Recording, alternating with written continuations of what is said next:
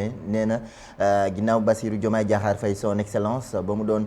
def discours am démb ci waxtaan ak la nga xamante ne indi na ko ci leeral ak tournée ya mu doon def ca bitim réew ba mu yegsee ci mbirum coowal conflit gi ñu xam ne nee na ñu dafa am ci état bu Sénégal moom Bassirou Diomaye Diakhar Faye son excellence nee na il n'y a aucun conflit en tout cas amul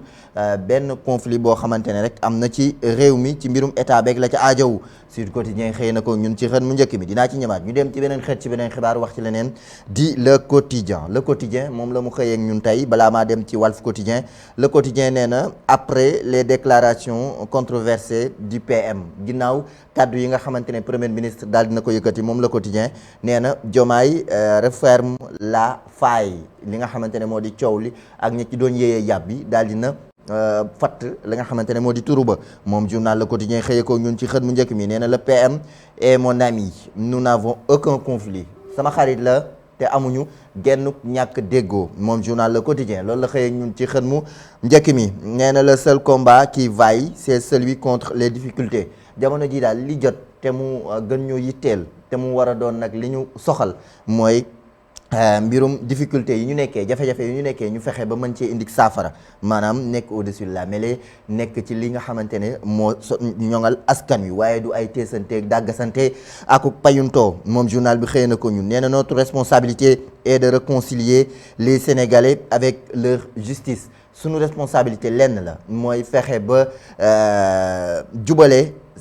askan wi ak seenu ko yoon moom Le Quotidien xëy na ko ñun ci xët mu njëkk mi Bassirou Diomaye Diakhar Faye ci ay kàddoom président de la République ñu dem ci beneen xët ci beneen xibaar Walf Quotidien nee na conflit avec Sonko les vérités de Diomaye ginnaaw Walf na mu ko xëy ak noonu ak la mu yëkkati ci leeral balaa maa dem ci les échos ci beneen xët daal dina ci benn palanteer moom Walf Quotidien nee na là où règlement indiscipline langage vulgaire daal di am moom président de la République daal dina fa ñëw indi fa langage urgence ak taxawaay gu mucc ay responsabilité ak la ca aajow moom Walf Quotidien loolu la xëyee ñum ci xët mu njëkk mi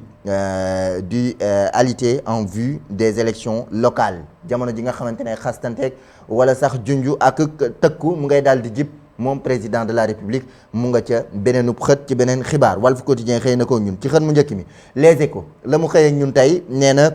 Diomaye dans ses habits de président de la République Bassirou Diomaye Diakhar Faye son excellence dafa sol daal yërëb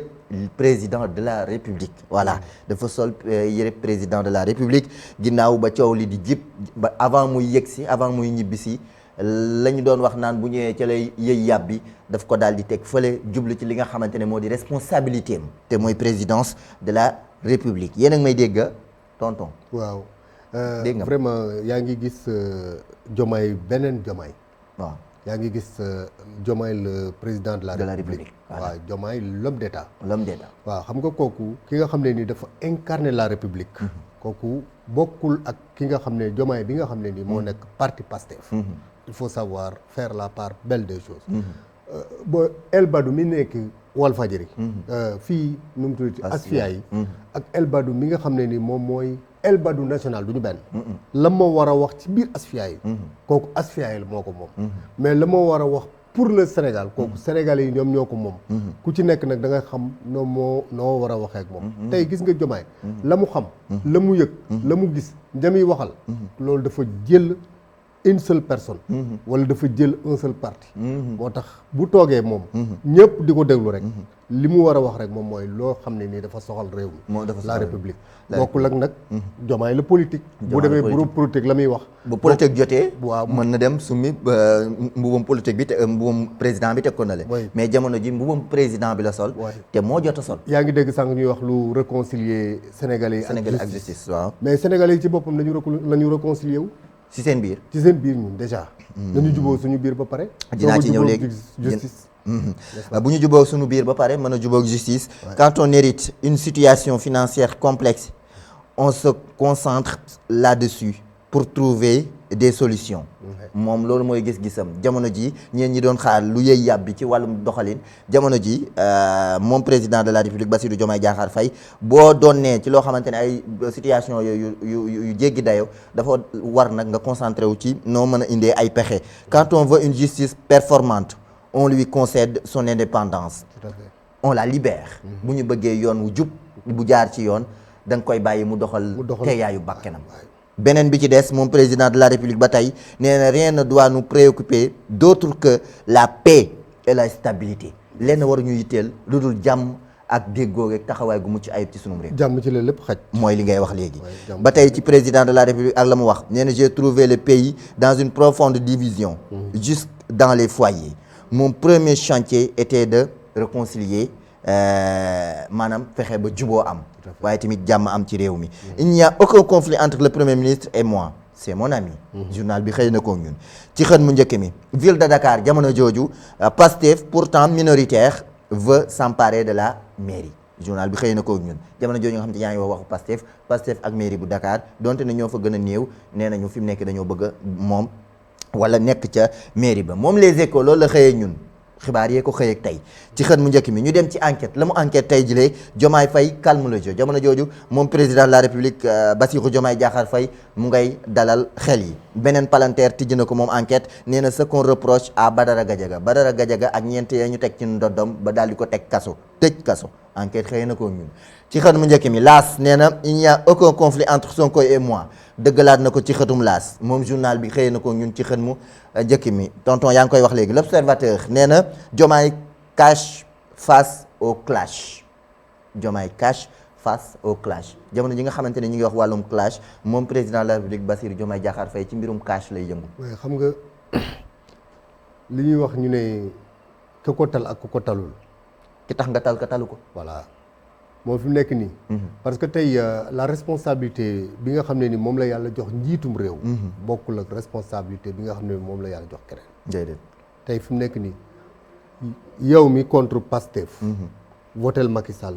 man mi votel Pastef. contre Macky Sall. ak keneen ñun ñëpp. benn papa la ñu am mooy Diomaye.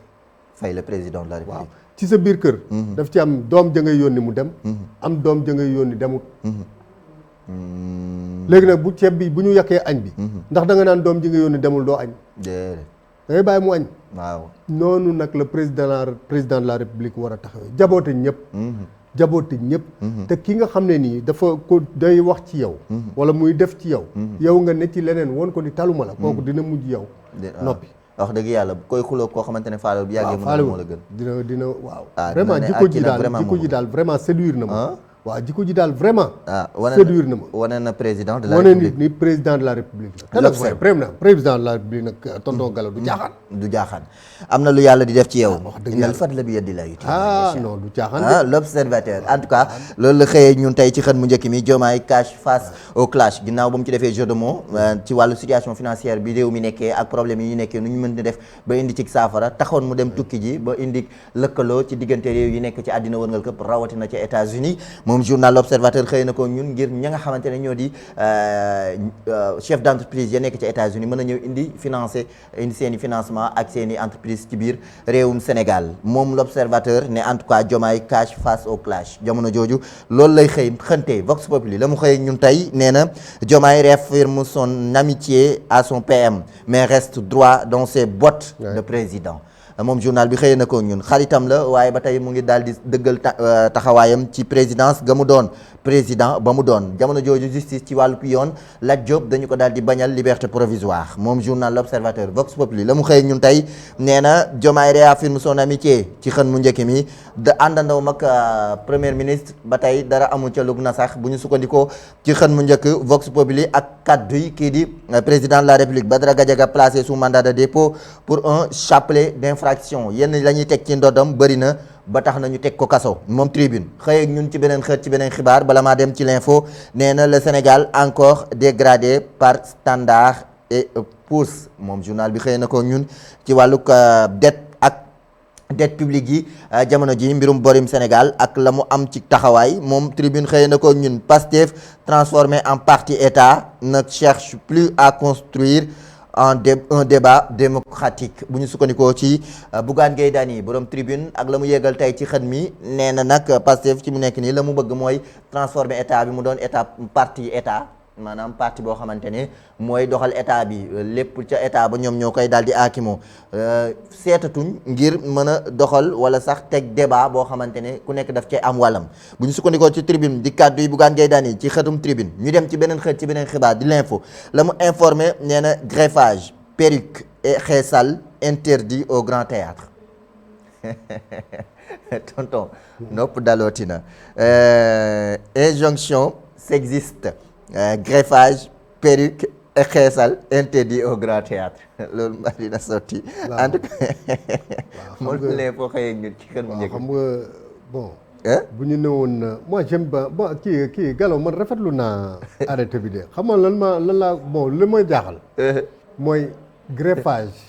perruque ak xeesal ñu tere ko grand théâtre man damaa xamul ku fay woy kan moo fay woy seetlu mbir mi rek ndax gis nga woykat bu jógee fii dem foofa te takkul greffage ñi ci xeesalul raar lañ waaw léegi kan mooy dem grand théâtre te du xeesal waaw du teg greffage bon la mesure elle est magnifique boo xoolee c'est une mesure waaw boobu mesure bi na am mesure d'accompagnement rek waaye ma ni mënut a nekk foofa ci grand théâtre mënul nekk déedéet ci grand théâtre impossible da ngay pas sénégalais moom non bu ne ministère de l'intérieur bu ko ministre de l'intérieur waxoon mais grand théâtre bu ko ministre de la santé waxoon mais on trouvera la pertinence de cette mesure bi ki ko jël mooy le directeur général nee na dafa li mu concerne nag mooy le personnel administratif du grand théâtre le personnel administratif du grand théâtre d'accord okay. waaw loolu tamit vraiment la précision est de taille voilà waaw loolu tamit bon wax dëgg yàlla bon man daal wax dëgg yàlla grand théâtre daal grand théâtre bu tonton daal na ko yàlla dimbali ci mesure bi daal bëri na ay kii de dama yaakaaroon ni woykat yi lañ ko tere rek ñuy théâtre parce que ñooñu moom bon wax dëgg yàlla gisuma ci ku ñuul bariwu ci ndaw liy neex bariwu ci waaw li ma neex loolu waaye bu nekkee nag c'est le personnel administratif en tout cas Serigne Fall Diop Serigne Fall Gueye Afwan nee na cette mesure vise à préserver l'image de l'institution c'est magnifique qui se doit de promouvoir les valeurs panafricaines conformément à l'une de ses missions vraiment la culture voilà vraiment c'est pour refléter la culture sénégalaise non d'accord naa waaw ñëw ci sunu aada ak sunu cosaan d'accord naa dafa mel ni dañoo intégré sunu aada ak sunu cosaan greffage ak xeet d'accord naa léegi ministre de la santé moom ministre de la santé def na appel au pied ministre de la santé waaw na def ni mu def nekk fii léegi ministère de la santé waaw dans toutes ces structures de santé waaw kenn du fa xeesal ku xeesal doo fa dugg voilà fépp la ci administration yi léegi ne ku xeesal doo fa dugg ndaw luy galo xeesal dafa doy waar ndaw luy garaaw galo xeesal dafa doy waar est-ce que xam nga galo xeesal jigéen ñu bari amuñu doom tey xeesal moo leen ko teg yaa ngi ko doon seetaan keroog professeur Magaye di ko wax jigéen ñu bari amuñu doom xeesal moo leen ko teg doy na waar des interrogations sur la légalité d'une mesure qui suscite déjà un tollé général dégg nga li ci tonton El Badou ñi ngi daal di wax avis tranché d'une inspectrice du travail il s'agit d'un acte administratif dénué de tout fondement réglementaire ou législatif moom journal bi xëy na ko ñun ña ca ànd ak ña ca àndul en tout cas man de ànd naa ci baa ngi noonu l'info moo ñu ko informé direct news le président Diomaye réaffirme sa posture de rassembleur moom président Bassirou Diomaye Diakhar Faye mu ngay daal di boole ngir ñu gën a taxaw mu ngi ko xamle ci rapport bañ doon jébbal di rapport général bu dialogue national après avoir salué des consensus majeurs déggoo nga xamante ne am na ci dialogue bi ñu doon amal ci réew mi di dialogue national bi jox nañu ko rapport ya Le Soleil nee na Bassirou Diomaye Diakhar Faye président de la République pas de conflit entre le Premier ministre et moi comme ni ma leen ko junjee ci njëlbeen ak leeral yamu ca indi à l'occasion de la remise du rapport final du dialogue national démb foofule nga xamante ne moo di ca bërëb ba moom chef de l'État daal dina rappeler que le seul combat qui mérite d'être mené est celui contre les difficultés qui assaillent les Sénégalais jamono ji loolu moo ci nekk Le Soleil xëy na ko ñun ci xët mu njëkk mi ak poñ yamu ca daal di yëkkati libération ak la mu libéré révélation sur une mafia revente de l'engrais subventionné par l'État ak nawet bi ñu jëm ñi nga xamante ne ñoo di béykat yi ñàkk jotagum seen engrais ndekete am nañu jaar ca suuf di ci def benn njuuj njaaj daal dinañu amaluk l'enquête te teg nañ ci loxo ci mafia ña ko séq moom libération xëy na ko ñun ci xën mu njëkk mi yor la mu xëyee ñun tey nee na Diomaye et Sonko au-dessus de la mêlée maa ngi la koy junj léegi tonton Diomaye ak Sonko au-dessus de la mêlée moom président en tout cas dem na yéeg na ca kaw nekk ca sut coow li réew mi quotidien supposée qualité au sommet wala dualité au sommet moom président de la République daal dina l'effacer lépp daal di nekk au-dessus de la mêlée président Diomaye brise le silence daal dina dakkal tekk-tekkaaralam démb journal bi xëy na ko ñun ci xën mu njëkk mi ma tëjee ko ak wàllum tàggat yaram record lu mu recordé tey nee na projection efficacité devant le but Habib Diarra au bon souvenir de Bouba Diop Habib Diarra jamono ji di ku ñu ràññee ci wàllu efficacité mag wàllum projection bu muy dem devant ba war a dugal but en tout cas mu ñuy fàttali Papa Bouba Diop le 19 de Rufisque record xëy na ko ñun ci xën mu njëkk mi mu ngi noonu ci xën mi looloo gën a fees ci bopp yéen kaay en tout cas Balla Gaye 2 et Siteu s'affronteront dimanche ñoom ñaar ñi dinañu daal di laale dimanche bi ñu jëm ci tribunal arbitral du sport sauve le combat nee na tribunal arbitral du sport daal dina sauver combat bi Balla Gaye 2 Siteu dinañu laale dimanche. mesure boobu sax combat bi waru ci bokk. non waru ci bokk. combat bi c'est un contrat boo xam ne signé nañ ko ba pare. ak ki nga xamante ne waaw ba arrêté une date. waaw bu nekkee ni dañu suspendre Siteu. waaw mais combat boobu waru ci bokk. warul nekk à effet immédiat. waaw Sénégalais yi di xaar. waaw combat bu mag bi ci boobu la bàyyeekoo c'est-à-dire combat yi ñëwaat la war a doon. voilà combat yi ñëwaat la contrat yi mu signéegul. waaw mun nañu ne contrat yi mu signéegul mun na doore foofu. mais bi mu xas signé comme quand même. waaw jaratu ko. loolu da nga koy indil problème indil ki muy bëreel problème indil promoteur bi problème waaw perte d'argent la de perte d'argent bu bëri sax en tout cas looloo gën a fees ci boppuk yéenekaay yi damay daal di dem Tivaouane balaa ma ñëw ba tey ci wàllu xibaar benn doxu ñaxtu comme que tey bésu santé la tonton El Badou damay daal di dem Tivaouane ak hôpital Mame Abdou Aziz Sy Dabakh liggéeykat yi ayub bés gi ñu génn yi ñu passé amoon nañ seenu génn yëngu-yëngal fësal seenu naqar li ko waral mooy situation yi ñu nekkee nañuy dundee nañuy liggéeyee ak nañu xaw leen a beddee ci seen wàllu matériel ak taxawaay ba seenu liggéey di tagatembewu ñu génn nag takk seeni morceau yu xonk ngir yëglu ci nguur gi dëgg la tabax nañ hôpital Mame Cheikh Seydil Hadji Malick niveau 3 la ñu bëgg mooy taxawaay ak jumtukaay gi war gunge gi war ci hôpital Mame Abdou ñu def ko ci bu laajee sax ña ñuy jëlee ca bitim réew wala di leen jëli feneen ñu jël ci hôpital Mame Abdou bu affectation jotee yóbbu leen fa am na ay spécialistes yu fa nekk waaye tamit jagleel leen jumtukaay xarala yu yees yi ba nga xamante ne seen liggéey dina gën a ñoŋ ba la ñuy def ci le temps que ñuy tijji hôpital bu mag bi la ñuy def foofu ci hôpital Mame Abdou ñu mën ko defal ci nu mu gënee mucc ayib dañuy teewlu seen i ñaxtu ak seen i càkkutéef ci micro El Hadji Pape Ndongo ak sunuy mbokk yu Seneweb ñu teewlu leen. daje woon ndax dañoo amoon lu ñu métti lu nga xam ne ñu ngi nekk di ko traîner fan yi yëpp weeri yëpp at yi yëpp sax laay wax waaye amaan na waxuñ ci woon ci yi passé ndax gëmoon waxu état ndax état toog na fi bi ñu ñaxtoo ne leen hôpital bi dafa bëri ay problème yoo nga xam ne amul benn rapport ak personnel problème boo nga xam ne c'est du génie civil mbirum bâtiment la mbirum électricité la mbirum plomberie la ba suñu xalif général yàlla may ko fan wu gudd ak wér gi yaram rappelé Diouf Sarr ne ko hôpital bi moo gën a feebar ay maladam ñu jógee ci loolu hôpital état bi jàpp ne war na mën a defar beneen hôpital bu nga xam ne dina respecter norme parce que dañoo waxoon ne bu ñuy defar fii il faut que personnel bi jóge fi te hôpital bi li nekkoon problème mooy bu fi personnel bi jógee fan la leen di dugal mu ne kon nañ defar bu bees bu ñu defaree bu bees ñu mën fa yóbbu personnel bi mën a defar hôpital Mame Abdou Aziz Sy Dabakh ba mu respecter li nga xam ne mooy norme hôpitaux yi li norme hôpitaux yi mais li ñu constaté récemment mooy état dafa jël beneen yoon bu bokkut ak bim ñu promettre mu nekk loo xam ne métti nañu lool di rappeler rek hôpital Mame Abdou hôpital boo xam ne la am na daanaka 6 professeurs d'université hôpital bi am na plus de 30 spécialistes des confondus ci spécialistes yëpp ci médecine ak chirurgie hôpital bi spécialistes yi mënuñ liggéeyandoo chaque jour parce que amuñ place bu ñu liggéeyandoo dañuy obligé boo demee sa morom dem nga xaar mu pare nga dem ci ay xale yoo nga xam ne dañoo toll ci jëf dañoo toll ci liggéey ngay leen bu leen liggéey donc kooku xam nga ne bu toogee fii lu alal la ko fa teg dañ fi toog ndax ville bi dafa am lu muy représenté ci ñun hôpital bi bu leen neexee ngeen def enquête interne amul lu ñu ciy ragal dugg leen service bu leen neex ngeen def seen propre enquête ngeen xool hôpital bi li muy liggéey ak charge biñ ko teg yomboon na 5 ans ci gannaaw parce que boobu fekkoon ne spécialiste yëpp yi ñuy lim yooyu newuñ fi